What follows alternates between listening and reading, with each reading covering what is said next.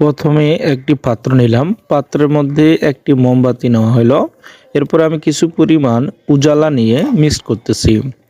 কিছুক্ষণ পর মিক্স করার পর পুরো উজালা নীল রঙটি পানিতে দ্রবীভূত করা হচ্ছে।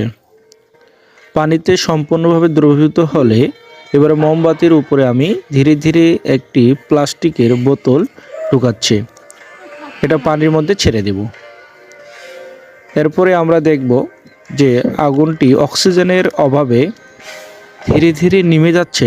অপর দিক থেকে নীল রঙের পানিটি উপরের দিকে উঠতেছে, অর্থাৎ যতক্ষণ পর্যন্ত অক্সিজেন টানবে ততক্ষণ সেই অক্সিজেন ঘাটতি পূরণের জন্য এই নীল মিশ্রিত পানিটি উপরের দিকে উঠবে।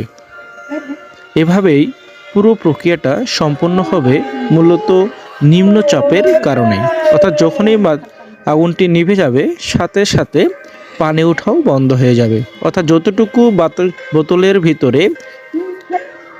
ভিতরে যতটুকু ফাঁকা হবে ঠিক ততটুকুই ঘাটতি পূরণের জন্য নিচ থেকে এই জলীয় দ্রবণ উপরের দিকে উঠবে।